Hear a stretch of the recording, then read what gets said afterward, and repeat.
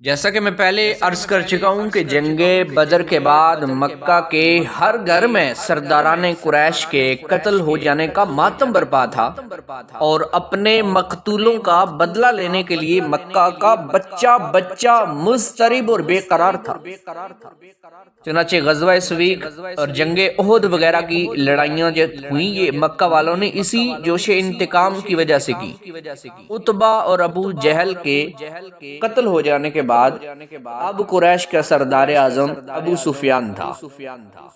اس منصب کا سب سے بڑا کام اور سب سے بڑی ذمہ داری غزوہ بدر کا انتقام تھا۔ چنانچہ ابو سفیان نے قسم کھا لی کہ جب تک بدر کے مقتولوں کا مسلمانوں سے بدلہ نہ لوں گا، نہ غسل جنابت کروں گا، نہ سر میں تیل ڈالوں گا۔ اسی وجہ سے جنگ بدر کے 2 مہینوں بعد ذوالحجہ کی 2 تاریخ تھی، ذوالحجہ کی مہینہ تھا اور سن 2 ہجری تھا۔ ابو سفیان 200 شتر سواروں کا لشکر لے کر مدینہ کی طرف بڑھا، اور اس کو یہودیوں پر بڑا بھروسہ بلکہ ناز تھا کہ مسلمانوں کے مقابلے میں یہودی اس کی مدد کریں گے۔ اسی امید پر ابو سفیان پہلے حی بن اخطب یہودی کے پاس گیا، مگر اس نے دروازہ بھی نہ کھولا۔ وہاں سے مایوس ہو کر سلام بن مشکم سے ملا، جو قبیلہ بنو نذیر کے یہودیوں کا سردار تھا اور یہودیوں کے تجارتی خزانے کا منیجر بھی تھا۔ اس نے ابو سفیان کا پرجوش استقبال کیا اور حضور صلی اللہ علیہ وسلم کے تمام جنگی رازوں سے ابو سفیان کو آگاہ کیا۔ صبح کو ابو سفیان نے مقام عریض پر حملہ کیا۔ یہ بستی مدینہ سے 3 میل کی دوری پر تھی۔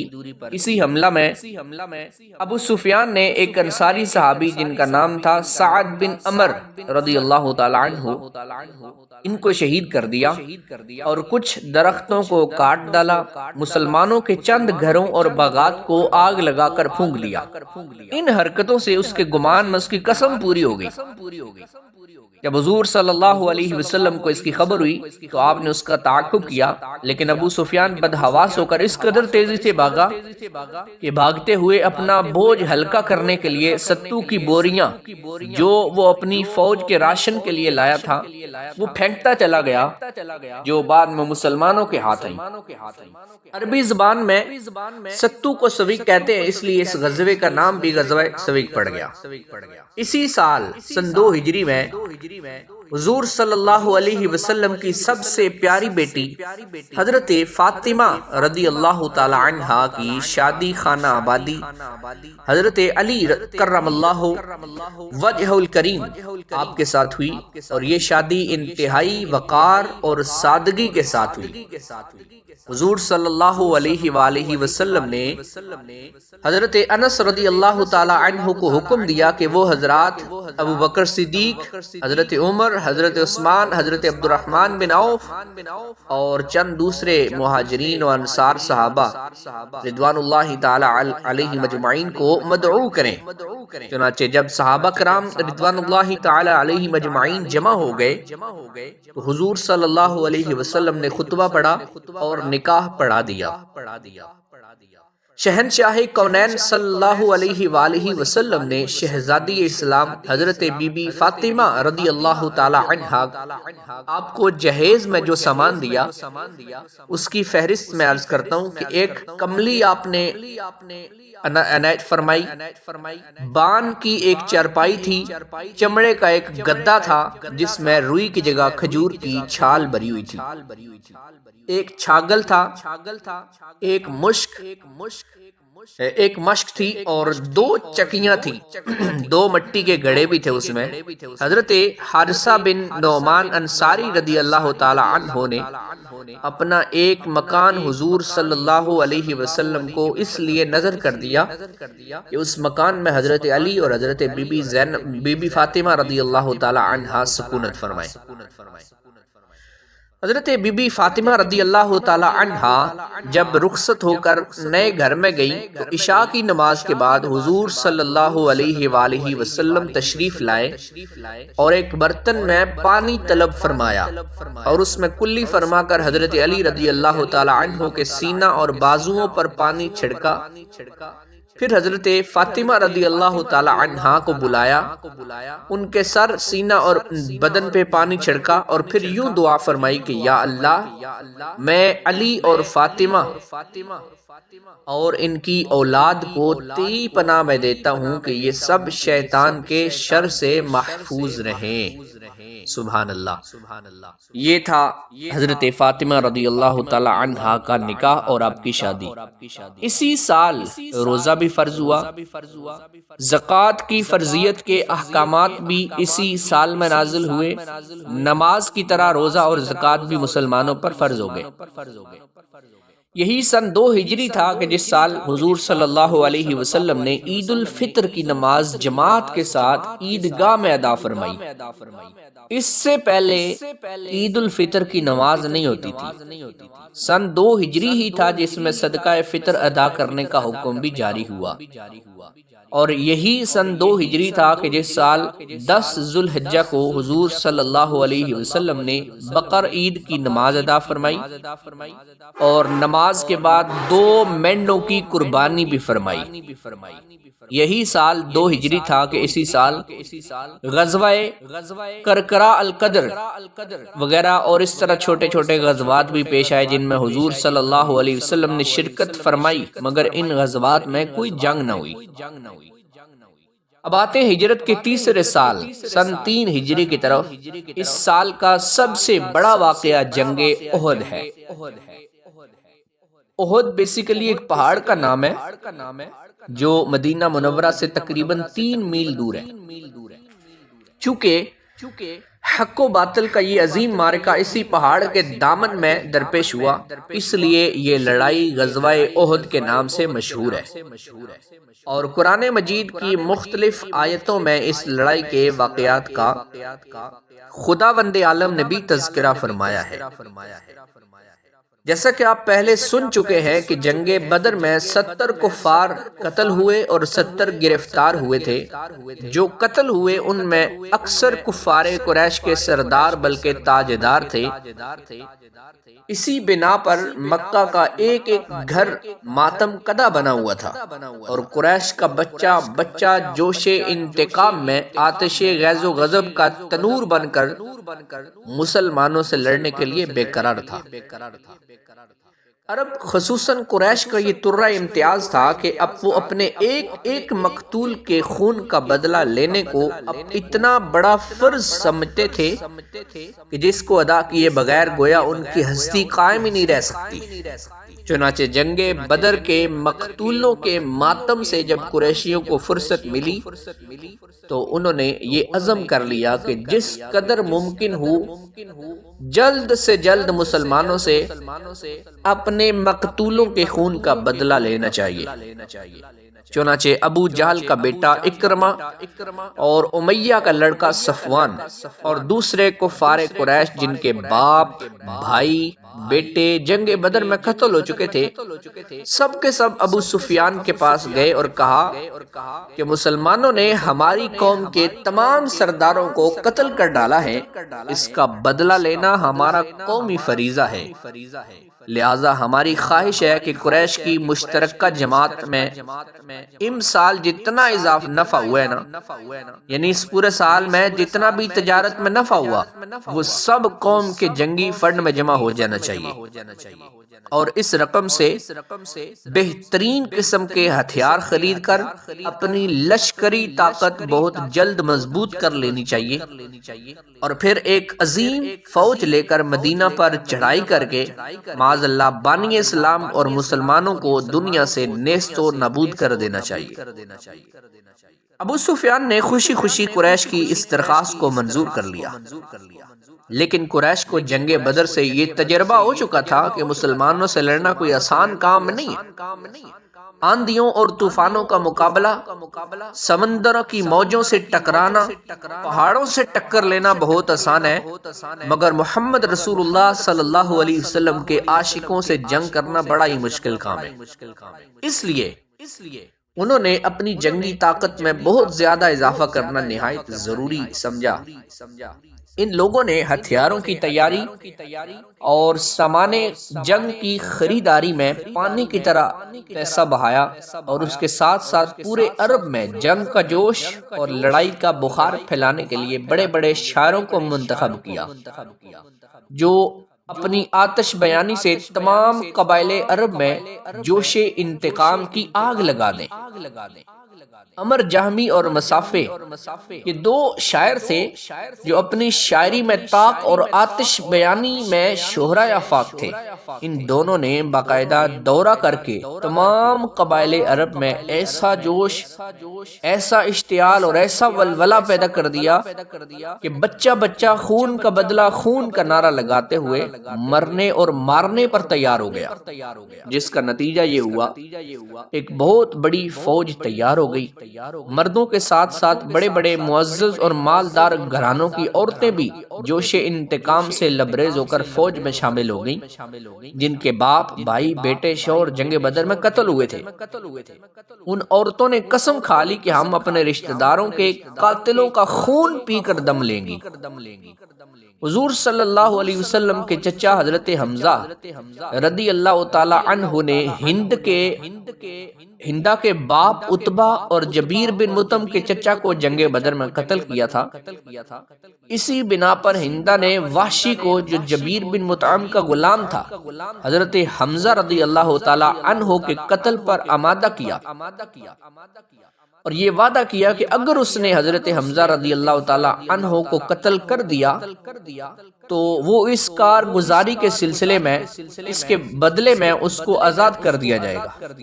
الغرض بے پناہ جوش و خروش اور انتہائی تیاری کے ساتھ لشکر کفار مکہ سے روانہ ہوا، اور ابو سفیان اس لشکر جرار کا سپہ سالار بنا۔ حضور صلی اللہ علیہ وآلہ وسلم کے چچا حضرت عباس رضی اللہ تعالی عنہ، جو خفیہ طور پر مسلمان ہو چکے تھے اور مکہ میں ہی رہتے تھے، انہوں نے جلدی سے ایک خط لکھ کر حضور صلی اللہ علیہ وسلم کو کفار قریش کی لشکر کشی سے مطلع کر دیا۔ جب نبی کریم صلی اللہ علیہ وآلہ وسلم کو یہ خوفناک خبر ملی تو آپ نے 5 شوال المکرم سن 3 ہجری کو حضرت عدی بن فضالہ رضی اللہ تعالی عنہ کے دونوں لڑکوں حضرت انس اور حضرت مونس رضی اللہ تعالی عنہما کو جاسوس بنا کر کفار قریش کے لشکر کی خبر لانے کے لیے روانہ فرمایا۔ یہ دونوں وہاں سے گئے اور کفار کی خبریں لائے۔ ان دونوں نے آ کر یہ پریشان کن خبر سنائی کہ ابو سفیان کا لشکر مدینہ کے بالکل قریب آ گیا ہے، اور ان کے گھوڑے مدینہ کی چراگاہ کی تمام گھاس چر گئے ہیں۔ یہ خبر سن کر 14 شوال المکرم سن 3 ہجری جمعہ کی رات حضرت سعد بن معاذ اور حضرت اسید بن زیر، حضرت سعد بن عبادہ رضی اللہ تعالی عنہم، یہ وہ صحابہ تھے جو ہتھیار لے کر چند انصاریوں کے ساتھ ساری رات کاشانہ نبوت کا پہرا دیتے رہے، اور شہر مدینہ کے اہم ناکوں پر بھی انصار کا پہرا بٹھا دیا گیا۔ صبح کو حضور صلی اللہ علیہ وسلم نے انصار و مہاجرین کو جمع فرمایا اور پھر مشورہ طلب فرمایا کہ شہر کے اندر رہ کر دشمنوں کی فوج کا مقابلہ کیا جائے یا شہر سے باہر نکل کر میدان میں یہ جنگ لڑی جائے۔ مہاجرین نے عام طور پر اور انصار میں سے بڑے بوڑھوں نے یہ رائے دی کہ عورتوں اور بچوں کو قلعوں میں محفوظ کر دیا جائے اور شہر کے اندر رہ کر دشمنوں کا مقابلہ کیا جائے۔ منافقوں کا سردار عبداللہ بن ابی بھی اسی مجلس میں موجود تھا۔ اس نے بھی یہی کہا کہ شہر میں ہی پناہ گیر ہو کر کفار قریش کے حملوں کی مدافعت کی جائے، مگر چند کم سن نوجوان جو جنگ بدر میں شریک نہیں ہوئے تھے، وہ جوش جہاد میں آپے سے باہر ہو رہے تھے، اور وہ اس رائے پر اڑ گئے کہ میدان میں نکل کر ان دشمنان اسلام سے فیصلہ کن جنگ لڑی جائے۔ حضور صلی اللہ علیہ وسلم نے سب کی رائے سنی اور پھر آپ اپنے مکان کے اندر تشریف لے گئے۔ وہاں جا کر ہتھیار ذیب تن فرمائے اور باہر تشریف لائے۔ اب تمام لوگ اس بات پر متفق ہو گئے کہ شہر کے اندر ہی رہ کر کفار قریش کے حملوں کو روکا جائے، مگر حضور صلی اللہ علیہ وسلم نے فرمایا کہ پیغمبر کے لیے یہ زیبا نہیں ہے کہ ہتھیار پہن کر اتار دے یہاں تک کہ اللہ تعالیٰ اس کے اور اس کے دشمنوں کے درمیان فیصلہ فرما دے۔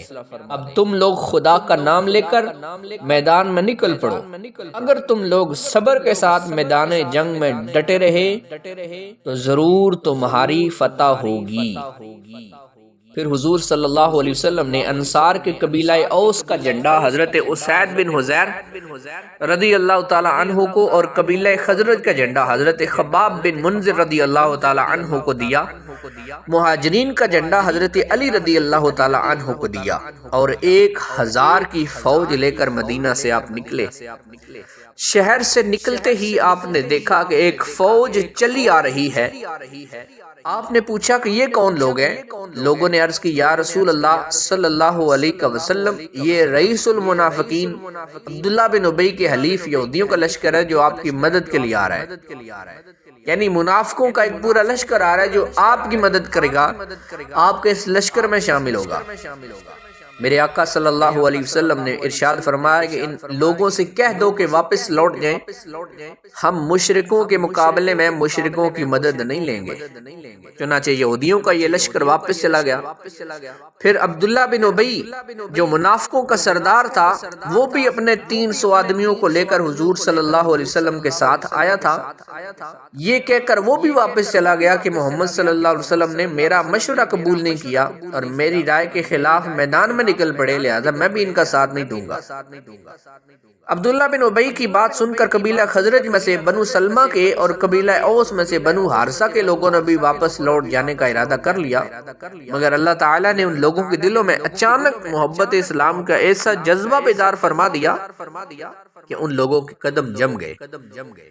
چنانچہ اللہ تعالیٰ نے قرآن مجید میں ان لوگوں کا تذکرہ فرمایا، ارشاد فرمایا کہ اذ ہمت طائفتان منکم ان تفشلا واللہ ولیہما وعلی اللہ فلیتوکل المؤمنون۔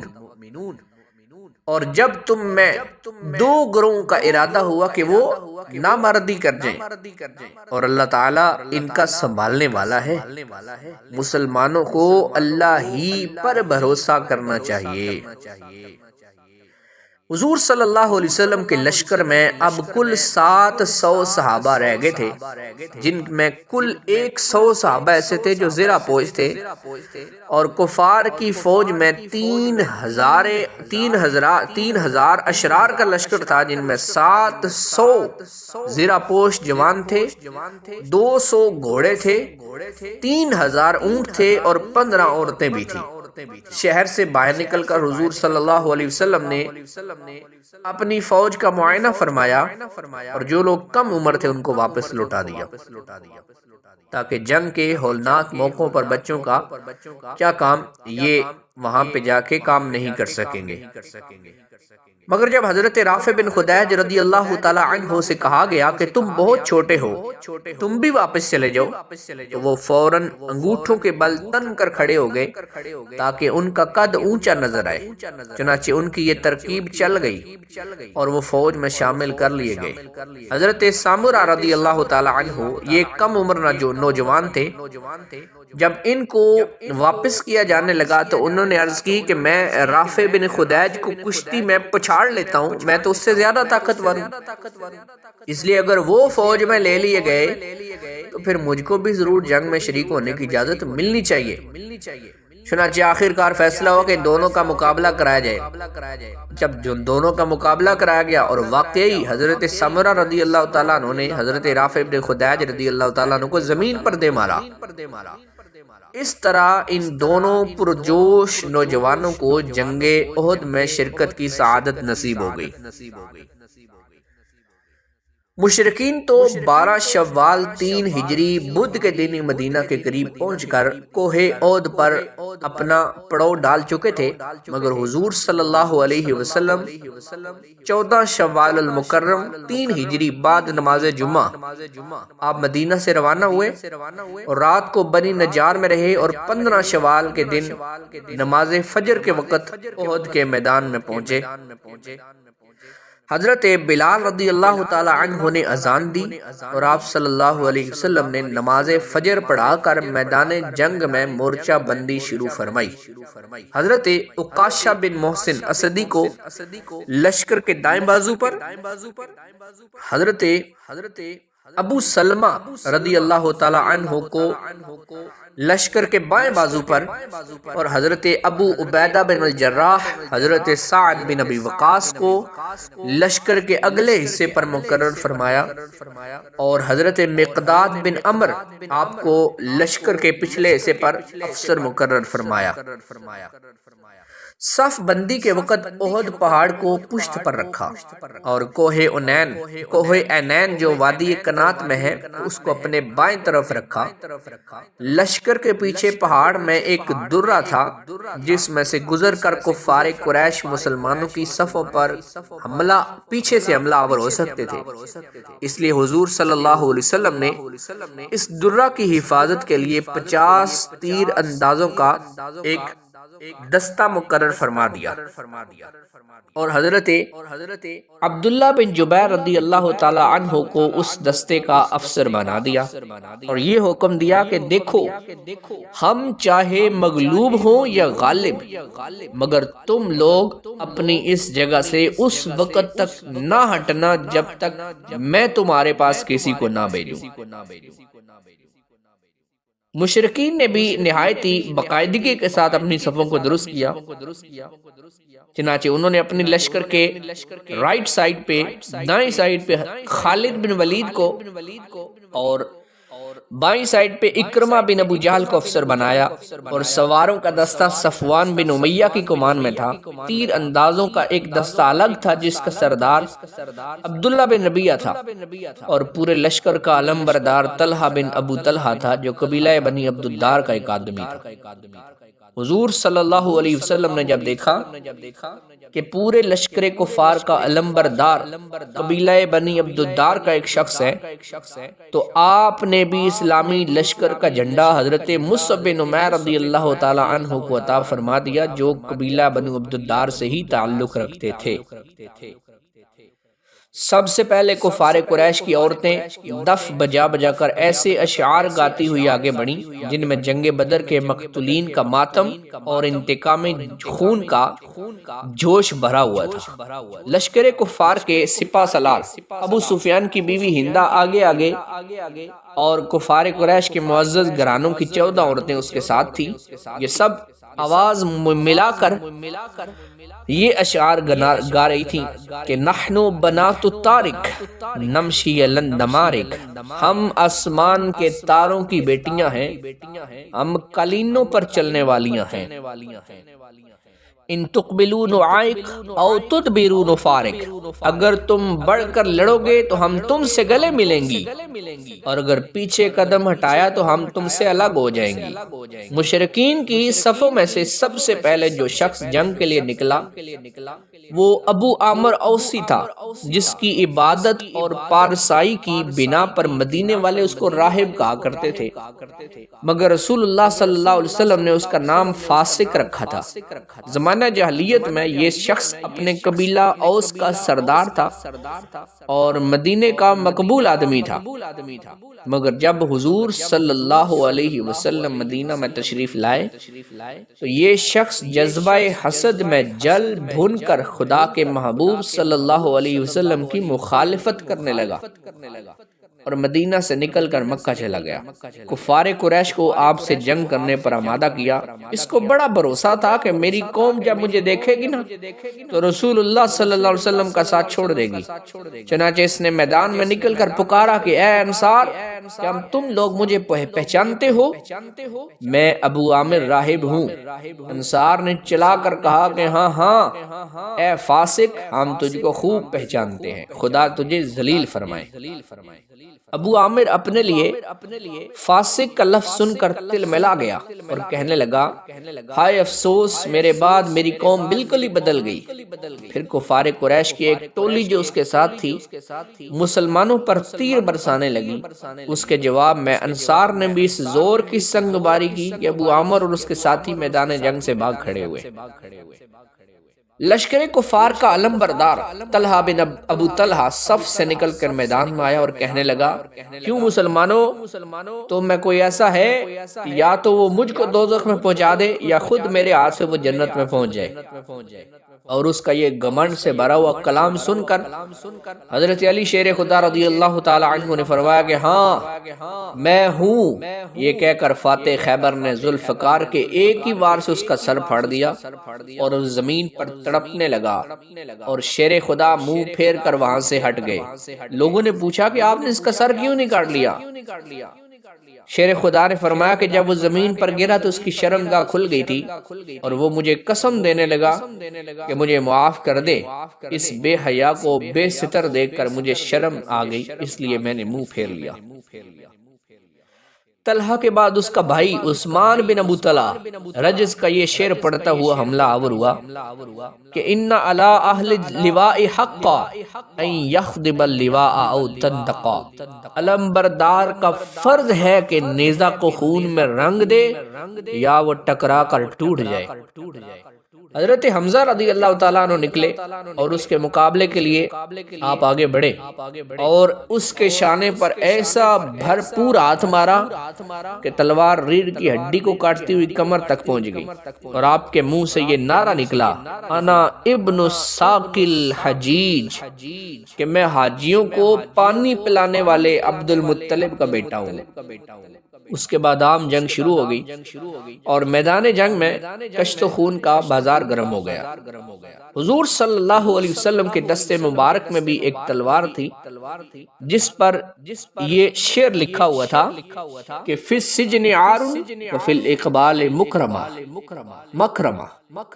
والمرء بالجبن لا ينجو من القدر، بزدلی میں شرم ہے اور آگے بڑھ کر لڑنے میں عزت ہے۔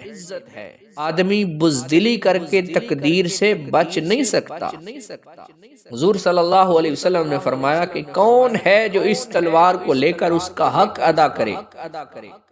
یہ سن کر بہت سے لوگ اس شہادت کے لیے لپکے، مگر یہ شرف، یہ فخر حضرت ابو دجانہ رضی اللہ تعالی عنہ کے نصیب میں تھا کہ تاجدار دو عالم صلی اللہ علیہ وسلم نے اپنی یہ تلوار اپنے ہاتھ سے حضرت ابو دجانہ رضی اللہ تعالی عنہ کے ہاتھ میں دے دی۔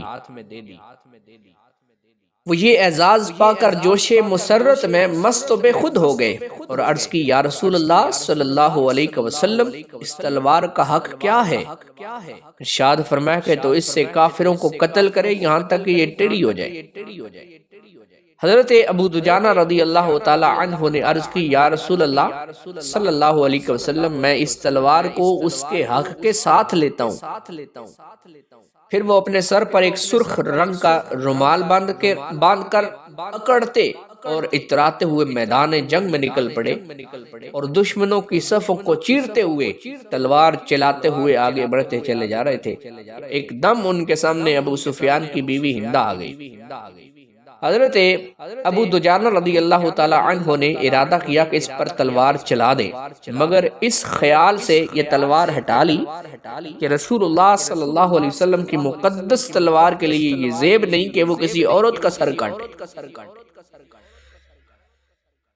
حضرت ابو دجانہ رضی اللہ تعالیٰ عنہ کی طرح حضرت حمزہ اور حضرت علی رضی اللہ تعالیٰ عنہ بھی دشمنوں کی صفوں میں گھس گئے اور کفار کا قتل عام شروع کر دیا۔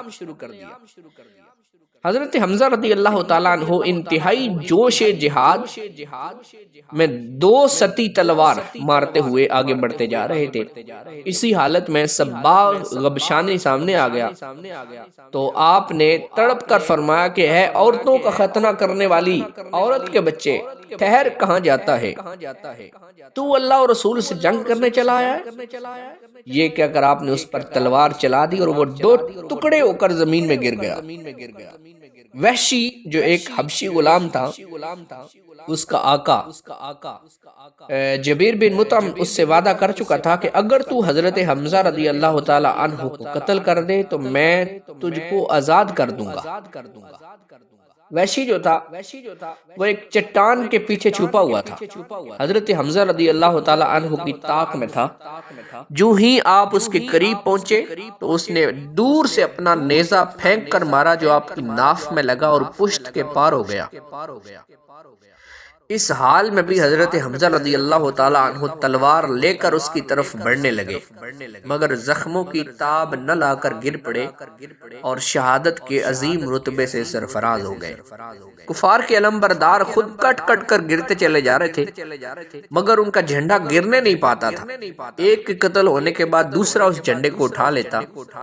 ان کافروں کے جوش و خروش کا یہ عالم تھا کہ جب ایک کافر نے جس کا نام ثواب تھا مشرکین کا جھنڈا اٹھایا تو ایک مسلمان نے اس کو اس زور سے تلوار ماری کہ اس کے دونوں ہاتھ کٹ کر زمین پر گر پڑے، مگر اس نے اپنے قومی جھنڈے کو زمین پر گرنے نہیں دیا بلکہ جھنڈے کو اپنے سینے سے دبائے ہوئے زمین پر گر پڑا۔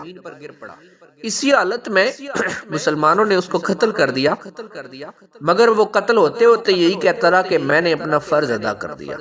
اس کے مرتے ہی ایک بہادر عورت جس کا نام عمرہ تھا، اس نے جھپٹ کر قومی جھنڈے کو اپنے ہاتھ میں لے کر بلند کر دیا۔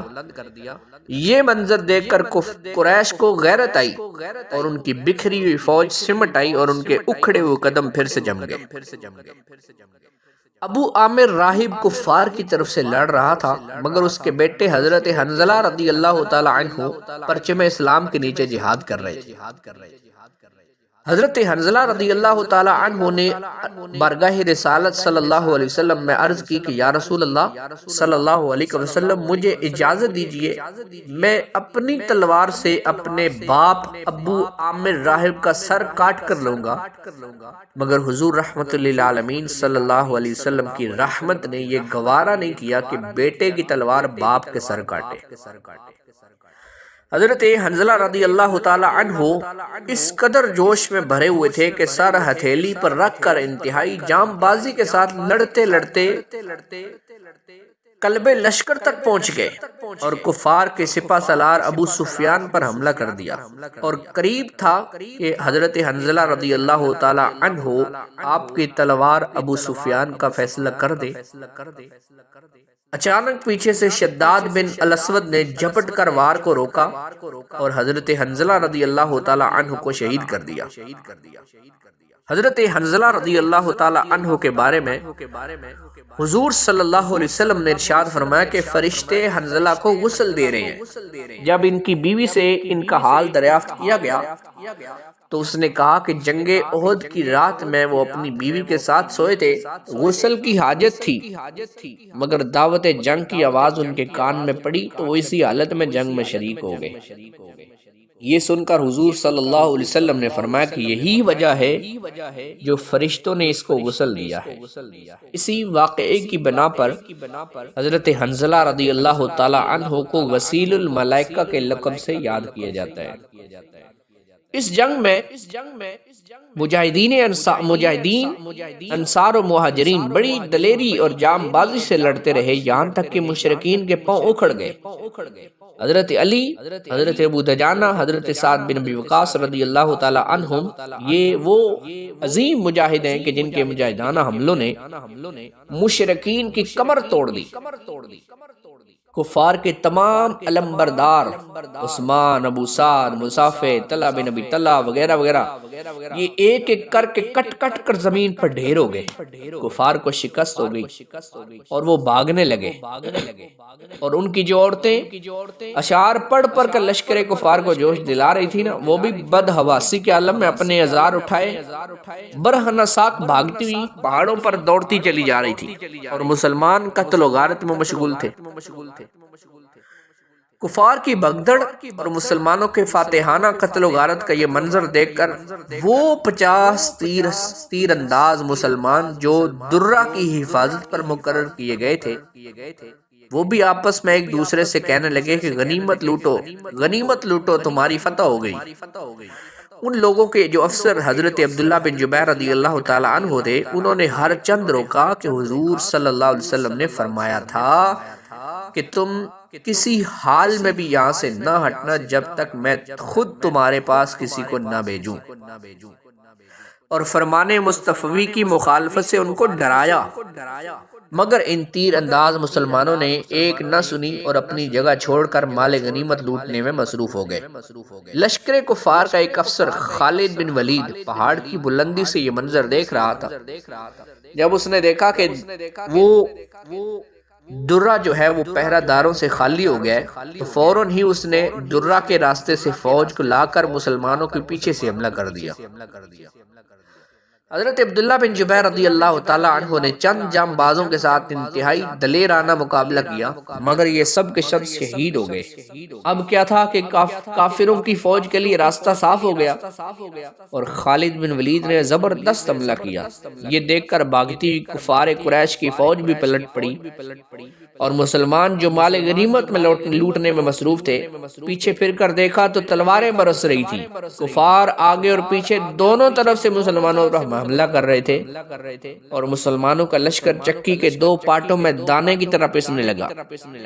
مسلمانوں میں ایسی بدحواسی اور ابتری پھیل گئی کہ اپنے اور بیگانے کی تمیز ہی نہ رہی، خود مسلمانوں کی تلواروں سے بھی قتل ہوئے۔ حضرت حذیفہ رضی اللہ تعالیٰ عنہ کے والد حضرت یمان رضی اللہ تعالیٰ عنہ خود مسلمانوں کی تلوار سے شہید ہوئے۔ حضرت حذیفہ رضی اللہ تعالیٰ عنہ چلاتے رہے کہ اے مسلمانوں، یہ میرے باپ ہیں، یہ میرے باپ ہیں، مگر کچھ ایسی عجیب بدحواسی پھیلی تھی کہ کسی کو کسی کا دھیان ہی نہ رہا، اور مسلمانوں نے حضرت یمان رضی اللہ تعالیٰ عنہ کو شہید کر دیا۔ پھر بڑا غضب یہ ہوا کہ لشکر اسلام کے علمبردار حضرت مصعب رضی اللہ تعالیٰ، مصعب بن عمیر رضی اللہ تعالیٰ عنہ پر ابن قمیہ کافر جھپٹا، اور ان کے دائیں ہاتھ پر اس زور سے تلوار چلائی کہ ان کا دائیں ہاتھ کٹ کر گر پڑا۔ اس جام بہاز مہاجر حضرت مصعب بن عمیر رضی اللہ تعالیٰ عنہ نے جھپٹ کر اسلامی جھنڈے کو بائیں ہاتھ سے سنبھال لیا، مگر ابن قمیہ نے تلوار مار کر ان کے بائیں ہاتھ بھی شہید کر دیا۔ دونوں ہاتھ کٹ چکے تھے، مگر حضرت مصعب بن عمیر رضی اللہ تعالیٰ نے اپنے دونوں کٹے ہوئے بازوؤں سے پرچم اسلام کو سینے سے لگائے ہوئے کھڑے رہے، اور بلند آواز سے یہ آیت پڑھتے رہے کہ وَمَا مُحَمَّدٌ إِلَّا رَسُولٌ قَدْ خَلَتْ مِن قَبْلِهِ الرُّسُلُ۔ پھر ابن قمیہ نے ان کو تیر مار کر شہید کر دیا۔ حضرت مصعب بن عمیر رضی اللہ تعالیٰ عنہ جو صورت میں حضور صلی اللہ علیہ وسلم سے کچھ مشابہ تھے، ملتے جلتے تھے، ان کو زمین پر گرتے ہوئے دیکھ کر کفار نے شور مچا دیا کہ معاذ اللہ، حضور صلی اللہ علیہ وسلم قتل ہو گئے۔ اللہ اکبر! اس آواز نے تو غضب ہی ڈھا دیا۔ مسلمان یہ سن کر بالکل ہی سراسیمہ اور پراگندہ دماغ ہو گئے، اور میدان جنگ چھوڑ کر بھاگنے لگے۔ بڑے بڑے بہادروں کے پاؤں اکھڑ گئے۔ مسلمانوں میں 3 گروہ ہو گئے۔ کچھ لوگ تو بھاگ کر مدینہ کے قریب پہنچے، کچھ لوگ سہم کر مردہ دل ہو گئے کہ جہاں تھے وہیں رہ گئے اور اپنی جان بچاتے رہے یا جنگ کرتے رہے۔ کچھ لوگ جن کی تعداد تقریباً 12 تھی، وہ رسول اللہ صلی اللہ علیہ وآلہ وسلم کے ساتھ ثابت قدم رہے۔ اس ہلچل اور بھگدڑ میں بہت سے لوگوں نے تو بالکل ہی ہمت ہار دی۔ جو جام بازی کے ساتھ لڑنا چاہتے تھے وہ بھی دشمنوں کے 2 طرفہ حملوں کے نرغے میں پھنس کر مجبور اور لاچار ہو چکے تھے۔ حضور صلی اللہ علیہ وسلم کہاں ہے، کس حال میں ہے، کسی کو اس کی خبر نہیں تھی۔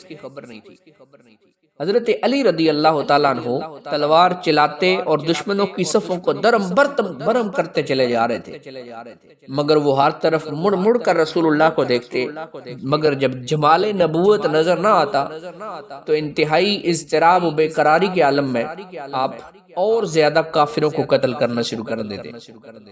حضرت انس رضی اللہ تعالیٰ عنہ کے چچا حضرت انس بن نضر رضی اللہ تعالیٰ عنہ لڑتے لڑتے میدان جنگ سے بھی کچھ آگے نکل پڑے۔ وہاں جا کر دیکھا تو کچھ مسلمانوں نے مایوس ہو کر ہتھیار پھینک دیے۔ حضرت انس بن نضر رضی اللہ تعالیٰ عنہ نے پوچھا کہ تم لوگ یہاں بیٹھے کیا کر رہے ہو؟ لوگوں نے کہا کہ اب ہم لڑ کر کیا کریں گے، جن کے لیے لڑتے تھے وہ تو شہید ہو گئے۔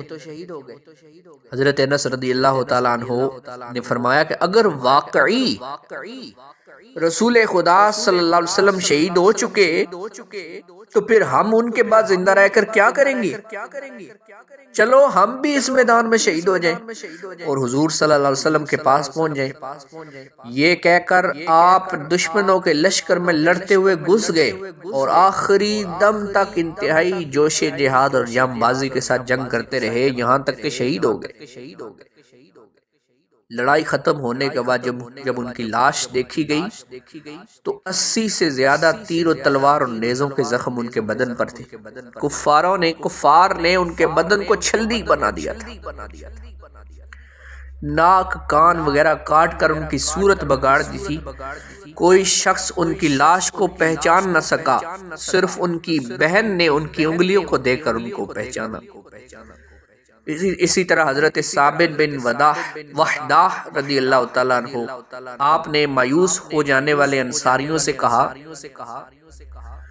کہ اے جماعت انصار، اگر بالفرض رسول اکرم صلی اللہ علیہ وسلم شہید بھی ہو گئے تو تم ہمت کیوں ہار گئے؟ تمہارا اللہ تو زندہ ہے نا، اٹھو اور اللہ کے دین کے لیے جہاد کرو۔ یہ کہہ کر آپ نے چند انصاریوں کو اپنے ساتھ لیا اور لشکر کفار پر بھوکے شیروں کی طرح حملہ آور ہو گئے اور آخر خالد بن ولید کے نیزہ سے جام شہادت نوش کر لیا۔ جنگ جاری تھی اور جانصاران اسلام جو جہاں تھے وہیں لڑائی میں مصروف تھے، مگر سب کی نگاہیں انتہائی بے قراری کے ساتھ جمال نبوت کو تلاش کرتی تھی۔ عین مایوسی کے عالم میں سب سے پہلے جس نے تاجدار دو عالم صلی اللہ علیہ وسلم کا جمال دیکھا وہ حضرت کعب بن مالک رضی اللہ تعالیٰ عنہ کی خوش نصیب آنکھیں ہیں۔ انہوں نے حضور صلی اللہ علیہ وسلم کو پہچان کر مسلمانوں کو پکارا، اے مسلمانوں ادھر آؤ، رسول خدا یہ ہے۔ اس آواز کو سن کر تمام جانصاروں میں جان پڑ گئی، ہر طرف سے دوڑ دوڑ کر مسلمان آنے لگے۔ کفار نے بھی ہر طرف سے حملے روک کر رحمت عالم صلی اللہ علیہ وسلم پر قاتلانہ حملہ کرنے کے لیے سارا زور لگا دیا۔ لشکر کفار کا دل بادل جو ہجوم تھا وہ امڈ پڑا اور بار بار مدنی تاجدار صلی اللہ علیہ وسلم پر یلغار کرنے لگا، مگر ذوالفقار کی تلوار کی بجلی سے یہ بادل پھٹ کر رہ جاتا۔ ایک مرتبہ تو ایسا ہوا کہ ہجوم جو کافروں کا تھا وہ حملہ آور ہوتے ہوتے بہت قریب آ گیا۔ سرور عالم صلی اللہ علیہ وسلم نے فرمایا کہ کون ہے جو میرے اوپر اپنی جان قربان کرتا ہے؟ یہ سن کر حضرت زیاد رضی اللہ تعالی عنہ 5 انصاریوں کو لے کر آگے پڑے، ہر ایک نے لڑتے ہوئے اپنی جانیں فدا کر دی۔ حضرت زیاد بن سکن رضی اللہ تعالی عنہ زخموں سے لاچار ہو کر زمین پر گر پڑے تھے، مگر کچھ جان باقی تھی۔ حضور صلی اللہ علیہ وسلم نے فرمایا کہ زیاد کو میرے پاس اٹھا لاؤ۔ جب لوگوں نے ان کی لاش کو برگاہ رسالت میں پیش کیا، حضرت زیاد رضی اللہ تعالیٰ عنہ آخری سانسیں لے رہے تھے۔ آپ نے گھسٹ کر زمین پر کھسک کر محبوب خدا رضی اللہ تعالیٰ عنہ کے قدموں پر اپنا منہ رکھ دیا اور اسی حالت میں ان کی روح پرواز کر گئی۔ اللہ اکبر کبیرہ۔ حضرت زیاد بن سکن رضی اللہ تعالیٰ عنہ کی اس موت پر لاکھوں زندگیاں قربان۔ سبحان اللہ۔ اس گمسان کی لڑائی اور مار دہاڑ کے ہنگاموں میں ایک بہادر مسلمان کھڑا ہوا، نہایت بے پرواہی کے ساتھ کھجوریں کھا رہا تھا۔ اللہ اکبر کبیرہ۔ ایک دم آگے بڑھا اور عرض کی، یا رسول اللہ صلی اللہ علیہ وسلم، اگر میں اس وقت شہید ہو جاؤں تو میرا ٹھکانہ کہاں ہوگا؟ آپ نے ارشاد فرمایا، جنت میں جائے گا۔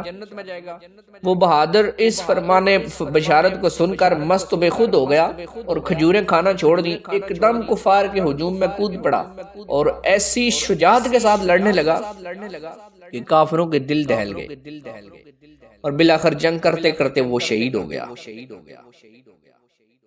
حضرت عمر بن جموع انصاری رضی اللہ تعالیٰ عنہ یہ لنگڑے تھے، گھر سے نکلتے وقت یہ دعا مانگ کر چلے تھے کہ یا اللہ مجھ کو میدان جنگ سے اہل و عیال میں آنا نصیب نہ کرنا۔ ان کے 4 بیٹے بھی تھے جو جہاد میں مصروف تھے۔ اب لوگوں نے دیکھا کہ یہ تو خود چل نہیں سکتے بیچارے، لنگڑا کر چلتے ہیں، تو لنگڑا ہونے کی وجہ سے جنگ میں جانے سے روک دیا۔ یہ حضور صلی اللہ علیہ وسلم کی بارگاہ میں حاضر ہو گئے اور گڑ گڑا کر عرض کرنے لگے، یا رسول اللہ صلی اللہ علیہ وسلم، مجھ کو جنگ میں لڑنے کی اجازت عطا فرما دیجئے۔ میری بھی تمنا ہے کہ میں بھی لنگڑاتا ہوا باغ بہشت میں خرامہ خرامہ چلا جاؤں۔ ان کی بے قراری اور گریہ و زاری سے رحمت عالم صلی اللہ علیہ وسلم کا قلب مبارک متاثر ہو گیا اور آپ نے ان کو بھی جنگ میں جانے کی اجازت دے دی۔ یہ خوشی سے اچھل پڑے اور اپنے ایک فرزند کو ساتھ لے کر کافروں کے ہجوم میں گھس گئے۔ حضرت ابو طلحہ رضی اللہ تعالیٰ عنہ بیان کرتے ہیں کہ میں نے حضرت عمر بن جموع رضی اللہ تعالیٰ عنہ کو دیکھا کہ وہ میدان جنگ میں یہ کہتے ہوئے چل رہے تھے کہ میں خدا کی قسم جنت بڑی پیاری ہے، میں جنت کا مشتاق ہوں۔ ان کے ساتھ ساتھ ان کو سہارا دیتے ان کا لڑکا بھی انتہائی شجاعت کے ساتھ لڑ رہا تھا، یہاں تک کہ یہ دونوں شہادت سے سرفراز ہو کر بہشت میں پہنچ گئے۔ لڑائی ختم ہو جانے کے بعد ان کی بیوی ہندہ زوجہ عمر بن جموع میدان جنگ میں پہنچی۔ اس نے ایک اونٹ پر ان کی اور اپنے بھائی اور اپنے بیٹے کی لاش کو لاد کر دفن کے لیے مدینے کے لانا چاہا، تو ہزاروں کوششوں کے باوجود کسی طرح بھی وہ اونٹ ایک قدم بھی مدینے کی طرف نہ چلا، بلکہ وہ اونٹ میدان جنگ سے ہی بھاگ کر ادھر ادھر پھرتا رہا، واپس مدینے کی طرف نہ آیا۔ ہندہ نے جب حضور صلی اللہ علیہ وسلم سے یہ ماجرا عرض کیا تو آپ صلی اللہ علیہ وسلم نے فرمایا کہ یہ بتا کہ کیا عمر بن جموع نے گھر سے نکلتے وقت کچھ کہا تھا؟ تو ہندہ نے کہا جی ہاں، وہ یہ دعا کر کے گھر سے نکلے تھے کہ یا اللہ مجھ کو میدان جنگ سے اہل و عیال میں آنا نصیب نہ کرنا۔ آپ نے ارشاد فرمایا کہ یہی وجہ ہے کہ اونٹ مدینے کی طرف نہیں جا رہا۔ اسی سراسیمگی اور پریشانی کے عالم میں جبکہ بکھرے وہ مسلمان بھی رحمت عالم صلی اللہ علیہ وسلم کے پاس جمع بھی نہیں ہوئے تھے، عبداللہ بن کمیہ جو قریش کے بہادروں میں بہت ہی نامور تھا، اس نے ناگہاں حضور صلی اللہ علیہ وسلم کو دیکھ لیا، ایک دم بجلی کی طرح صفوں کو چیرتا ہوا آیا اور حضور صلی اللہ علیہ وسلم کے چہرے پہ حملہ کر دیا، پوری طاقت سے آپ کے چہرہ انور پر تلوار ماری، جس سے خود کی 2 کڑیاں رخ انور میں چبھ گئیں۔ ایک دوسرے کافر نے آپ کے چہرہ اقدس پر ایسا پتھر مارا کہ وہ پتھر آپ کے 2 دندان پہ لگا اور دندان کے کنارے شہید ہو گئے اور نیچے کا مقدس ہونٹ زخمی ہو گیا۔ اسی حالت میں امیہ بن خلف ملعون اپنے گھوڑے پر سوار ہو کر آپ کو شہید کر دینے کی نیت سے آگے بڑھا۔ حضور صلی اللہ علیہ وسلم نے اپنے ایک جانثار صحابی حضرت حارث بن سما رضی اللہ تعالی عنہ سے ایک چھوٹا سا نیزہ لے کر ابی بن خلف کی گردن پر مارا، جس سے وہ تلملا گیا۔ گردن پر بہت معمولی سا زخم آیا مگر وہ بھاگ نکلا اور اپنے لشکر میں جا کر اپنی گردن کے زخم کے بارے میں لوگوں سے اپنی تکلیف اور پریشانی ظاہر کرنے لگا۔ بے پناہ ناقابل برداشت درد کی شکایت کرنے لگا۔ اس پر اس کے ساتھیوں نے کہا ارے یہ تو معمولی سی خراش ہے، تم اس قدر پریشان کیوں ہو؟ اس نے کہا تم لوگ نہیں جانتے، ایک مرتبہ مجھ سے محمد صلی اللہ علیہ وسلم نے کہا تھا کہ میں تجھ کو قتل کروں گا، اس لیے یہ بہرحال زخم ہے، اور میرا تو اعتقاد ہے اگر وہ میرے اوپر تھوک بھی دیتے نا تب بھی میں سمجھ لیتا کہ میری موت یقینی ہے۔ اس کا واقعہ یہ کہ عبیہ بن خلف جو تھا مکے میں گھوڑے پالا کرتا تھا، جس کا نام ایک گھوڑا اس نے پال رکھا تھا جس کا نام تھا اود۔ وہ روزانہ اس کو چراتا تھا، لوگوں سے کہتا تھا کہ میں اسی گھوڑے پر سوار ہو کر محمد صلی اللہ علیہ وسلم کو قتل کروں گا۔ جب حضور صلی اللہ علیہ وسلم کو اس کی خبر ہوئی تو آپ نے فرمایا انشاءاللہ تعالی ابی بن خلف کو قتل میں کروں گا۔ چنانچہ ابی بن خلف اسی گھوڑے پر سوار ہو کر جنگ عہد میں پیش آیا، جنگ عہد میں آیا تھا، جہاں پر اس کے ساتھ یہ واقعہ پیش آیا، اور ابی بن خلف جو تھا وہ نیزہ کے زخم سے بے قرار ہو کر راستہ بر تڑپتا رہا، بلبلاتا رہا، یہاں تک کہ جنگ عہد سے واپس آتے ہوئے مقام صرف میں جا کے مر گیا۔ اسی طرح ابن قمیہ ملعون جس نے حضور صلی اللہ علیہ وسلم کے چہرہ انور پر، رخ انور پر تلوار چلا دی تھی، وہ ایک پہاڑی بکرے کو خداوند قہار و جبار نے اس پر مسلط فرما دیا، اور اس نے اس کو سینگ مار مار کر چھلنی بنا دیا اور پہاڑ کی بلندی سے نیچے گرا دیا، جس سے اس کی لاش ٹکڑے ٹکڑے ہو کر زمین پر بکھر گئی۔ جب حضور صلی اللہ علیہ وسلم زخمی ہو گئے تو چاروں طرف سے کفار نے آپ پر تیر و تلوار کا وار شروع کر دیا۔ کفار کا بے پناہ ہجوم آپ کے ہر چہار طرف سے حملہ کرنے لگا، جس سے آپ کفار کے نگرگاہ میں محصور ہونے لگے۔ یہ منظر دیکھ کر جان نثار صحابہ رضی اللہ تعالیٰ عنہم کا جوش جان نثاری سے خون کھولنے لگا، اور وہ اپنا سر ہتھیلی پر رکھ کر آپ کو بچانے کے لیے اس جنگ کی آگ میں کود پڑے اور آپ کے گرد ایک حلقہ بنا لیا۔ حضرت ابو دجانہ رضی اللہ تعالیٰ عنہ جھک کر آپ کے لیے ڈھال بن گئے، اور چاروں طرف سے جو تلواریں برس رہی تھیں ان کو وہ اپنی پشت پر لیتے رہے، یہاں تک کہ کسی تلوار یا نیزے کی مار کو پہنچنے ہی نہیں دیتے تھے۔ حضرت طلحہ رضی اللہ تعالیٰ عنہ کی جانثاری کا یہ عالم تھا کہ وہ کفار کی تلواروں کے واروں کو اپنے ہاتھوں پر روکتے تھے، یہاں تک کہ ان کا ایک ہاتھ کٹ گیا اور ان کے بدن پر 35 یا 39 زخم لگے۔ غرض یہ کہ جانسار صحابہ رضی اللہ تعالیٰ عنہم اجمعین نے حضور صلی اللہ علیہ وسلم کی حفاظت میں اپنی جانوں کی پرواہ نہیں کی، اور ایسی بہادری اور جام بازی سے جنگ کرتے رہے کہ تاریخ عالم میں اس کی مثال نہیں ملتی۔ حضرت ابو طلحہ رضی اللہ تعالیٰ عنہ یہ نشانہ بازی میں مشہور تھے، انہوں نے اس موقع پر اس قدر تیر برسائے کہ کئی کمانیں ٹوٹ گئی۔ انہوں نے حضور صلی اللہ علیہ وسلم کے اپنی پیٹھ کے پیچھے آپ کو بٹھا لیا تھا تاکہ دشمنوں کے تیر یا تلوار کو کوئی وار بھی آپ تک نہ پہنچ سکے۔ کبھی کبھی آپ دشمنوں کی فوج کو دیکھنے کے لیے گردن اٹھاتے تو حضرت طلحہ رضی اللہ تعالیٰ عنہ عرض کرتے یا رسول اللہ صلی اللہ علیہ وسلم، میرے ماں باپ پر قربان آپ گردن نہ اٹھائیں، کہیں ایسا نہ ہو کہ دشمنوں کا کوئی تیر آپ کو لگ جائے۔ یا رسول اللہ صلی اللہ علیہ وسلم، آپ میری پیٹھ کے پیچھے ہی رہیں، میرا سینہ آپ کے لیے ڈھال بنا ہوا ہے۔ حضرت قتادہ بن نعمان انصاری رضی اللہ تعالیٰ عنہ حضور صلی اللہ علیہ وسلم کا چہرہ انور بچانے کے لیے آپ نے اپنا چہرہ دشمنوں کے سامنے کر دیا۔ ناگہاں کافروں کا ایک تیر ان کی آنکھ میں جا لگا اور آنکھ بہہ گئی اور ڈھیلا نکل کر رخسار پر آ گیا۔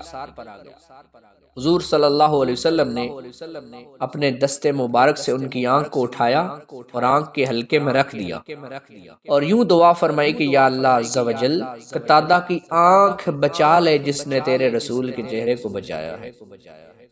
اور بڑی مشہور روایت ہے کہ ان کی وہ آنکھ دوسری آنکھ سے زیادہ روشن تھی اور زیادہ خوبصورت۔ حضرت سعد بن ابی وقاص رضی اللہ تعالیٰ عنہ بھی تیر اندازی میں انتہائی باکمال تھے۔ یہ حضور صلی اللہ علیہ وسلم کی مدافعت میں جلدی جلدی تیر چلا رہے تھے، اور حضور صلی اللہ علیہ وسلم خود اپنے دست مبارک سے تیر اٹھا اٹھا کر ان کو دیتے تھے اور فرماتے تھے کہ اے سعد تیر برساتے جو تم پر میرے ماں باپ قربان۔ سبحان اللہ۔ ظالم کفار انتہائی بے دردی کے ساتھ حضور صلی اللہ علیہ وسلم پر تیر برسا رہے تھے، مگر اس وقت بھی زبان مبارک پر یہی دعا تھی کہ رب اغفر قومی فإنہم لا یعلمون۔ سبحان اللہ۔ یہ ہے نبی رحمت جو اس کڑے وقت میں جبکہ ہر طرف سے کافر ان پہ حملے کر رہے ہیں اور کافروں کی کوشش ہے کہ کسی طرح معاذ اللہ حضور صلی اللہ علیہ وسلم کو تکلیف پہنچے اور آپ کو شہید کر دیں، پھر بھی آپ نے بد دعا نہیں دی۔ آپ یہی فرما رہے ہیں کہ اے اللہ میری قوم کو بخش دے، وہ مجھے جانتے نہیں ہیں۔ حضور صلی اللہ علیہ وسلم کا دندان مبارک کے صدمہ اور چہرہ انور کے زخموں سے نڈال ہو رہے تھے۔ اسی حالت میں آپ ان گھڑوں میں سے ایک گھڑے کے اندر چلے گئے جو ابو عامر فاسق نے جا بجا کھود کر ان کو چھپا دیا تھا تاکہ مسلمان لا علمی میں ان گھڑوں کے اندر گر پڑے۔ حضرت علی رضی اللہ تعالی عنہ نے آپ کا دست مبارک پکڑا اور حضرت طلحہ بن عبید اللہ رضی اللہ تعالی عنہ نے آپ کو اٹھایا۔ حضرت ابو عبیدہ بن الجراح نے خود یعنی لوہے کی ٹوپی کی کڑی کا ایک حلقہ جو چہرہ انور میں چپ گیا تھا اپنے دانتوں سے پکڑ کر اس زور سے کھینچا کہ ان کا ایک دانت ٹوٹ کر زمین پر گر پڑا۔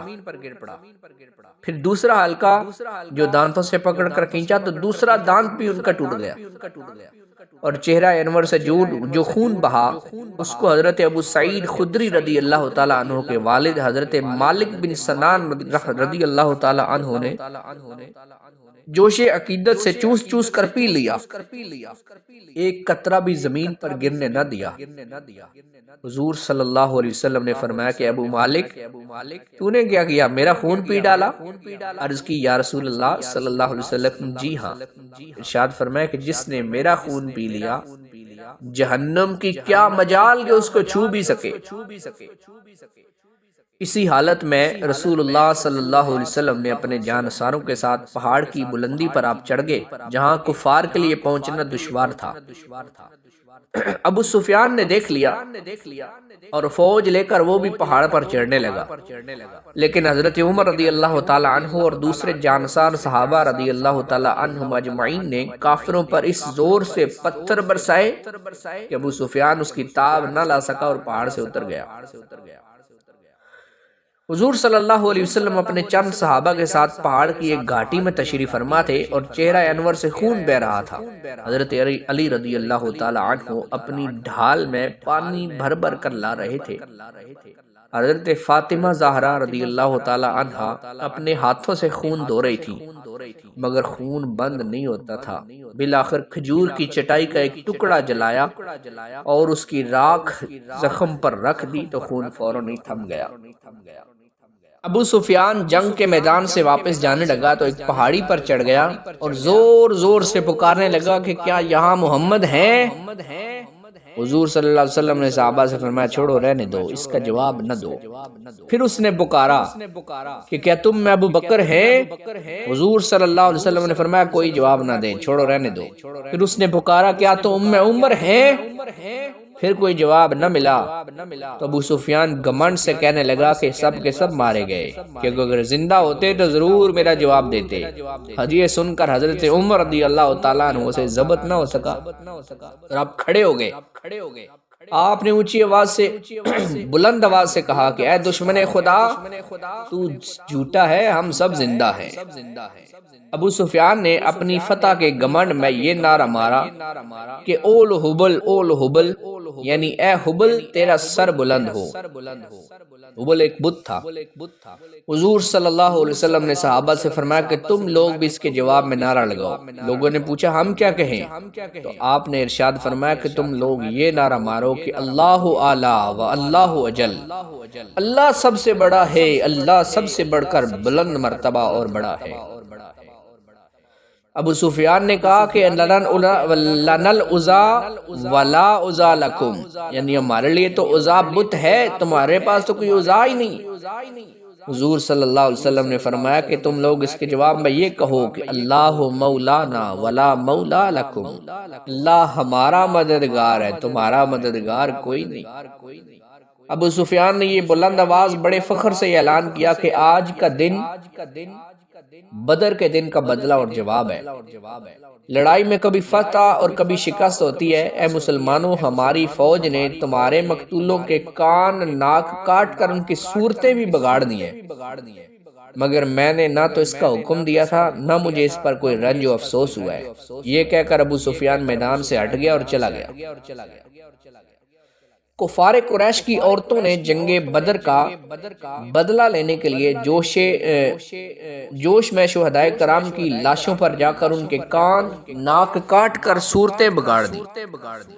ابو سفیان کی بیوی ہندا نے تو اس بے دردی کا مظاہرہ کیا کہ ان اعضاء کا ہار بنا کر اپنے گلے میں ڈال دیا۔ ہندا حضرت حمزہ رضی اللہ تعالی عنہ کی مقدس لاش کو تلاش کرتی پھر رہی تھی، کیونکہ حضرت حمزہ رضی اللہ تعالی عنہ ہی نے جنگ بدر کے دن ہندا کے باپ عتبہ کو قتل کیا تھا۔ جب اس بے درد نے حضرت حمزہ کی لاش کو پا لیا تو خنجر سے آپ کا پیٹ پھاڑ ڈالا اور کلیجہ نکالا اور اس کو چبا گئی، لیکن حلق سے اتر نہ سکا، اس لیے اگل دیا۔ تاریخوں میں ہندا کا لقب جو جگر خار ہے وہ اسی واقعے کی بنا پر ہے۔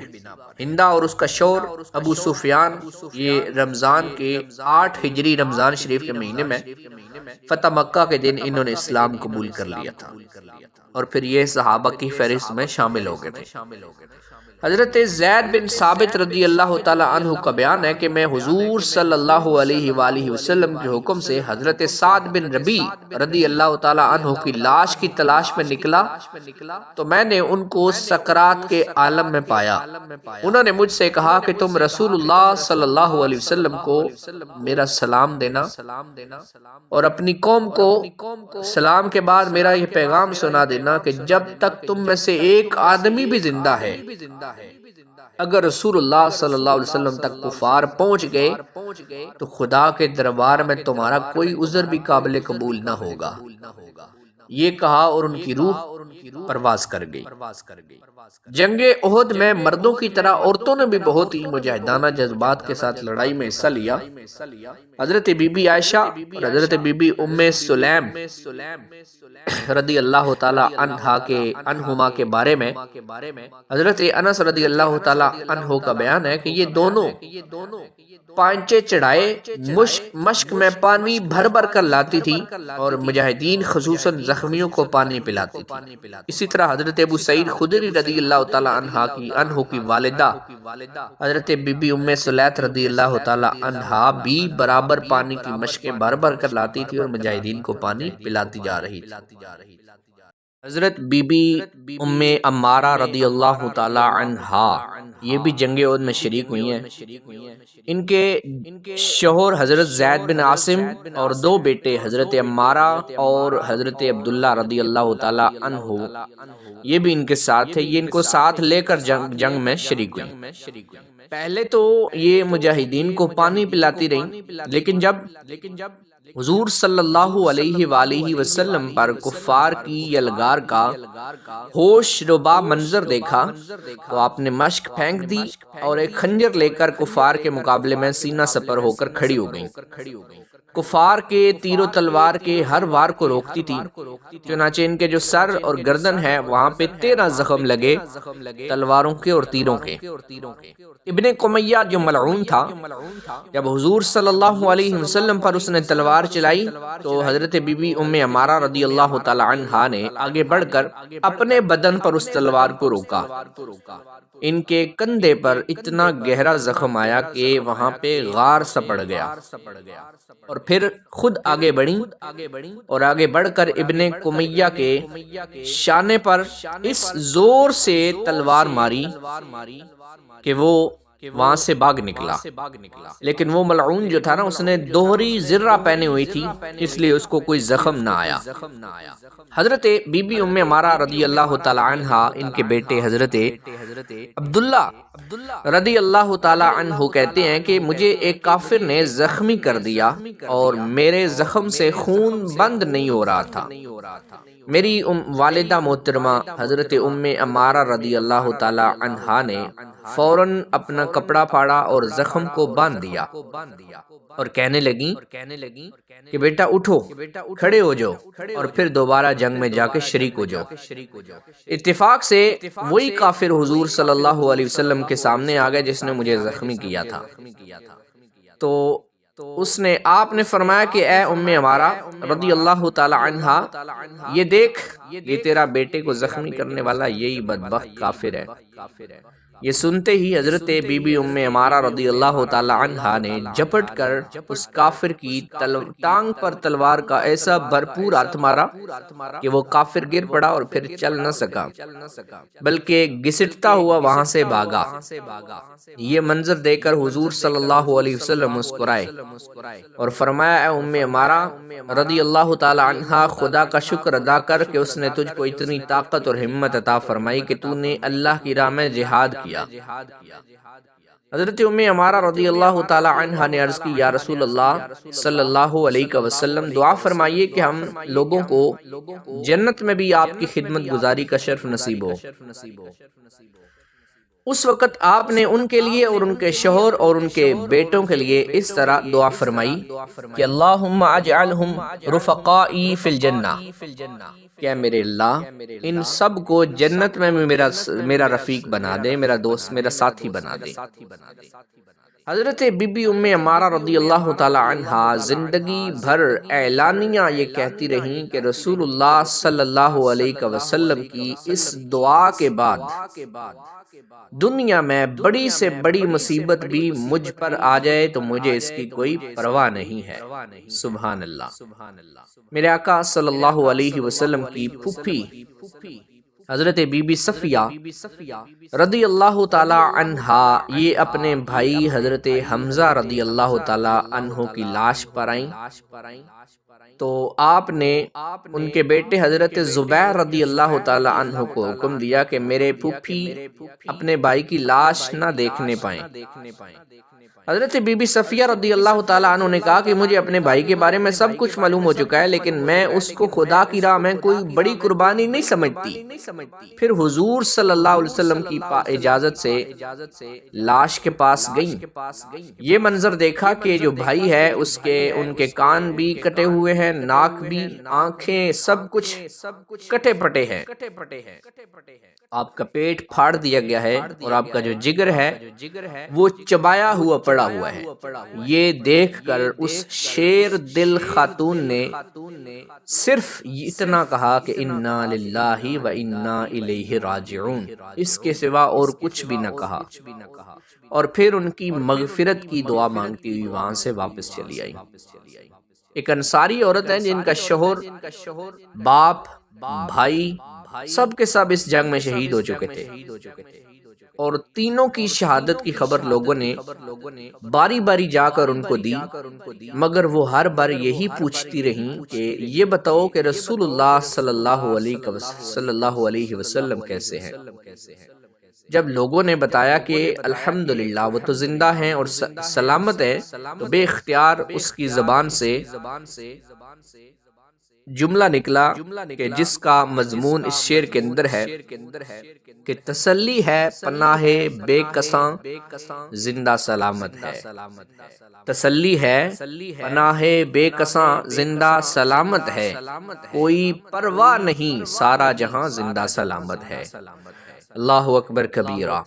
اس شیر دل عورت کے صبر و ایثار کا کیا کہنا کہ جس کا شوہر، جس کا باپ، جس کا سگا بھائی، تینوں کے تینوں اس جنگ میں شہید ہو گئے، اور ان کی قتل کے دل پر صدمات کے تین پہاڑ گر پڑے، مگر پھر بھی زبان حال سے اس کا نعرہ یہی تھا کہ میں بھی اور باپ بھی، شوہر بھی، برادر بھی فدا، اے شاہدین تیرے ہوتے ہوئے کیا چیز ہے ہم۔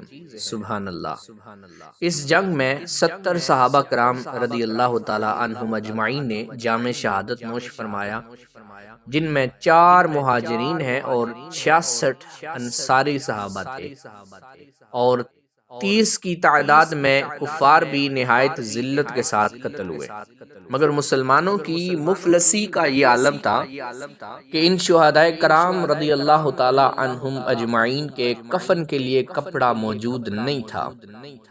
حضرت مصعب بن عمیر رضی اللہ تعالی عنہ کا یہ حال تھا کہ بوقت شہادت ان کے بدن پر صرف ایک اتنی بڑی کملی تھی کہ ان کی لاش کو قبر میں لٹانے کے بعد اگر ان کا سر ڈھانپا جاتا تھا تو پاؤں کھل جاتے تھے، اور اگر پاؤں کو چھپایا جاتا تھا تو سر کھل جاتا تھا۔ بالآخر سر کو چھپا دیا گیا اور پاؤں پر اذخر نامی گھاس ڈال دی گئی۔ شہداء کرام رضی اللہ تعالی عنہم اجمعین خون میں لتھڑے ہوئے دو شہید ایک ایک قبر میں دفن کیے گئے۔ جس کو قرآن زیادہ یاد ہوتا اس کو آگے رکھا جاتا۔ میرے آقا مدینے کے تاجدار صلی اللہ علیہ وسلم شہداء احد کی قبروں کی زیارت کے لیے تشریف لے جاتے تھے۔ آپ کے بعد حضرت ابو بکر صدیق، حضرت عمر فاروق رضی اللہ تعالی عنہما کا یہی عمل رہا۔ ایک مرتبہ ایسا ہوا کہ حضور صلی اللہ علیہ وسلم شہداء احد کی قبروں پر تشریف لے گئے تو ارشاد فرمایا کہ یا اللہ، تیرا رسول گواہ ہے کہ اس جماعت نے تیری رضا کی طلب میں جان دے دی ہے۔ اور پھر اس کے بعد یہ بھی ارشاد فرمایا کہ قیامت تک جو مسلمان بھی ان شہیدوں کی قبروں پر زیارت کے لیے آئے گا اور ان کو سلام کرے گا، یہ شہید جو یہاں پہ دفن ہو چکے ہیں، یہ شہداء کرام اس کے سلام کا جواب دیں گے۔ سبحان اللہ۔ حضرت فاطمہ خزائیہ رضی اللہ تعالی عنہا بیان کرتی ہیں کہ میں ایک دن احد کے میدان سے گزر رہی تھی تو حضرت حمزہ رضی اللہ تعالی عنہ کی قبر کے پاس سے جب میں گزری تو میں نے سلام کیا کہ السلام علیکہ یا اما رسول اللہ، کیا حضور صلی اللہ علیہ وسلم کے چچا آپ پر سلام ہو۔ کہتی ہیں کہ جب میں نے سلام کیا تو میرے کان میں یہ آواز آئی کہ وعلیک السلام وعلیک السلام ورحمۃ اللہ وبرکاتہ۔ سبحان اللہ۔ شہداء احد جہاں پہ دفن ہے 46 سال جب گزر گئے 46 ایئرز، تو شہداء احد کی بعض جو قبریں ہیں وہ کھل گئی تو دیکھنے والوں نے دیکھا کہ ان کے کفن بھی سلامت ہے، بدن بھی تر و تازہ ہے۔ تمام اہل مدینہ اور دوسرے لوگوں نے دیکھا کہ شہداء کرام جو ہیں وہ اپنے زخموں پر ہاتھ رکھے ہوئے ہیں، اور جب لوگوں نے زخم سے ہاتھ اٹھایا تو تازہ خون ابل ابل کر نکل کر بہنے لگا۔ سبحان اللہ۔ یہودیوں میں کعب بن اشرف بہت بڑا دولت مند انسان تھا۔ یہودی علماء اور یہودیوں کے مذہبی پیشواؤں کو اپنے خزانے سے یہ تنخواہ دیا کرتا تھا۔ دولت کے ساتھ ساتھ یہ شاعر بھی بہت بڑا تھا، شاعری بھی بہت کمال کی کرتا تھا، جس کی وجہ سے نہ صرف یہودیوں بلکہ تمام قبائل عرب پر اس کا ایک خاص اثر تھا۔ اس کو حضور صلی اللہ علیہ وسلم سے سخت دشمنی تھی۔ جنگ بدر میں مسلمانوں کی فتح اور سرداران قریش کے قتل ہو جانے سے اس کو انتہائی رنج و صدمہ ہوا۔ یہ قریش کی تعزیت کے لیے مکہ گیا اور کفار قریش کا جو بدر میں مقتول ہوئے تھے ایسا پردرد مرثیہ لکھا کہ جس کو سن کر سامعین کے مجمع میں ماتم برپا ہو جاتا تھا، اور اس مرثیہ کو یہ شخص قریش کو سنا سنا کر خود بھی زار و زار روتا تھا اور سامعین کو بھی رلاتا تھا۔ مکہ میں یہ ابو سفیان سے ملا اور اس کو مسلمانوں سے جنگ بدر کا بدلہ لینے پر ابھارا، بلکہ ابو سفیان کو لے کر حرم میں آیا اور کفار مکہ کے ساتھ خود بھی کعبہ کا غلاف پکڑ کر یہ عہد کیا کہ مسلمانوں سے بدر کا بدلہ ضرور لیں گے، اور پھر مکہ سے مدینہ لوٹ کر آیا۔ حضور صلی اللہ علیہ وسلم کی شان میں بے ادبی کرتے ہوئے طرح طرح کی شاعری لکھتا، طرح طرح طرح کی گستاخیاں کرتا، بے ادبیاں کرنے لگا۔ اسی پر بس نہیں کیا بلکہ یہ بدبخت چپکے سے قتل کی سازشیں بھی کرنے لگا اور ارادہ کر لیا کہ کسی طرح معاذ اللہ حضور صلی اللہ علیہ وسلم کو قتل کر دوں۔ کعب بن اشرف یہودی کی یہ حرکتیں سراسر اس معاہدے کی خلاف ورزی تھیں کہ جو یہودیوں اور انصار کے درمیان ہو چکا تھا کہ مسلمانوں اور کفار قریش کی لڑائی میں یہودی غیر جانبدار رہیں گے۔ بہت دنوں تک مسلمان برداشت کرتے رہے، مگر جب بانی اسلام حضرت محمد صلی اللہ علیہ وسلم کی جان کو خطرہ لاحق ہو گیا نا، تو حضرت محمد بن مسلمہ نے حضرت ابو نیلہ اور حضرت عباد بن بشر، حضرت حارث بن اوس، حضرت ابو ابس رضی اللہ تعالی عنہم اجمعین، یہ سارے صحابہ ایک ساتھ ہو گئے اور یہ رات کو گئے۔ رات کو کعب بن اشرف کے مکان میں پہنچ گئے اور ربیع الاول کی 3 تاریخ تھی کہ اس کے قلعہ کے پھاٹک پر اس کو قتل کر دیا۔ صبح کو حضور صلی اللہ علیہ وسلم کی بارگاہ میں حاضر ہو کر اس کا سر لے کر حضور کے قدموں میں ڈال دیا۔ اس قتل کے سلسلے میں حضرت حارث بن اوس رضی اللہ تعالی عنہ تلوار کی نوک سے زخمی ہو گئے تھے۔ محمد بن مسلمہ وغیرہ ان کو کندھوں پر اٹھا کر حضور صلی اللہ علیہ وسلم کی بارگاہ میں لائے تو آپ نے اپنا لعاب دہن ان کے زخم پر لگا دیا۔ اسی وقت رب کے کرم سے شفا ہو گئی۔ سبحان اللہ۔